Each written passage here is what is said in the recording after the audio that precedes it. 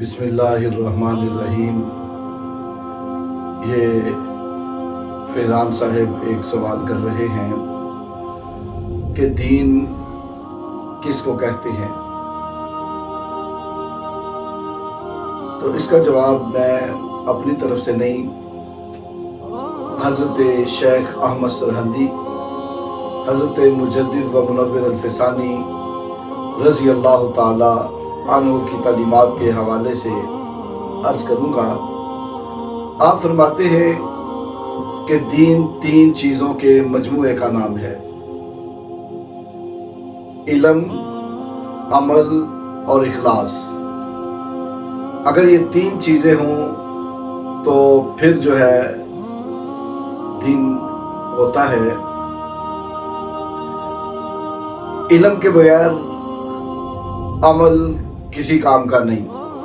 اگر علم نہیں ہوگا تو بندے کا عمل درست نہیں ہوگا، اس کو پتہ ہی نہیں ہوگا کہ عمل کس طرح کرنا ہے۔ فرض کریں نماز پڑھتا ہے تو اس کو نماز کے مسائل کا پتہ نہیں، نماز کے فرائض کا، واجبات کا، ارکان صلاۃ کا علم نہ ہو تو وہ غلط نماز پڑھے گا۔ اس کو یہی نہ پتا ہو کہ کون سی غلطی ہو تو سجدہ سہو ہوتا ہے، کون سی غلطی ہو تو ایسے ہی بندہ نماز پڑھے مکمل ہو جاتی ہے، اور کس غلطی سے سجدہ سہو کرنے سے بھی نماز نہیں ہوتی۔ اور اس کو علم نہ ہوگا کہ وضو کے فرض کون سے ہیں اور وضو کس طرح کرنا ہے، کون سی چیز رہ جائے تو وضو نہیں ہوتا، کون سی چیز رہ جائے تو وضو ہو جاتا ہے، کوئی فرق نہیں پڑتا۔ تو علم کے بغیر جب وضو کرے گا تو وہ پاک بھی نہیں ہوگا، نماز کے قابل نہیں ہوگا۔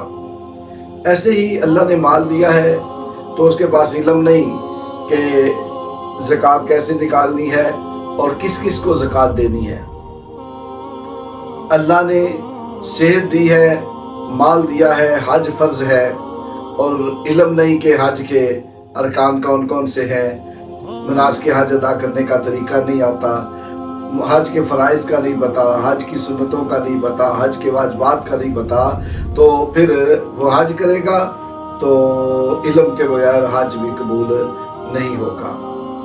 علم کے بغیر عمل کسی کام کا نہیں، اور اگر بندے کے پاس عمل ہو، وہ نمازی بھی ہو، وہ حاجی بھی ہو، وہ قاری بھی ہو، وہ سخی بھی ہو، لیکن جو سب سے ضروری بات ہے وہ اخلاص ہے۔ اگر اخلاص نہ ہو تو علم اور عمل کا بالکل ہی فائدہ کوئی نہیں ہوتا۔ اگر اخلاص ہو تو بندے کی عبادت قبول ہوتی ہے، اگر اخلاص ہو تو نمازیں قبول ہوتی ہیں، اگر اخلاص ہو تو بندے کا ذکر کرنا قبول ہوتا ہے، اخلاص ہو تو صدقات و خیرات کرنے قبول ہوتے ہیں، اخلاص ہو تو بندے کا حج قبول ہوتا ہے۔ اگر اخلاص ہی کوئی نہیں تو کوئی عبادت قبول نہیں ہوگی۔ صحیح بخاری کی حدیث پاک ہے، حضرت ابو ہریرہ رضی اللہ تعالیٰ عنہ فرماتے ہیں قیامت کے دن تین لوگ جو ہیں اللہ کی بارگاہ میں جب حاضر ہوں گے تو اللہ تعالیٰ فرمائے گا انہیں دوزخ میں پھینک دو۔ وہ کون کون سے ہوں گے؟ ایک قاری قرآن یا عالم دین بھی کہا گیا، دوسرا حاجی اور تیسرا سخی۔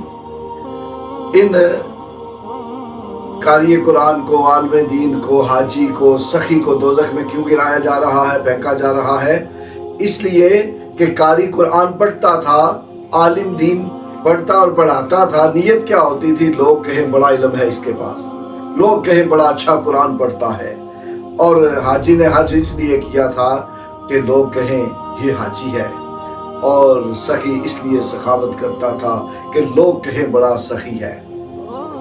اللہ کو یہ نہیں چاہیے کہ لوگ کہیں بندہ بڑا سخی ہے، بلکہ بندہ مومن جب بھی کوئی نیکی کرے تو اس کی نیت یہ ہو کہ میرا پروردگار یہ فرماتا ہے اور میرا پروردگار یہ چاہتا ہے، میں اللہ کی رضا کے لیے کر رہا ہوں۔ جب اخلاص کے ساتھ چھوٹا سا عمل بھی کرے گا تو وہ بہت بڑی جزا کا سبب بنے گا، اور اگر اخلاص کے بغیر بہت بڑا عمل بھی بندہ کرے تو وہ بھی ایسے جیسے گرد اور غبار اڑ جاتی ہے، دھواں اڑتا ہے، ایسے ہی اس کا اڑا دیا جائے گا۔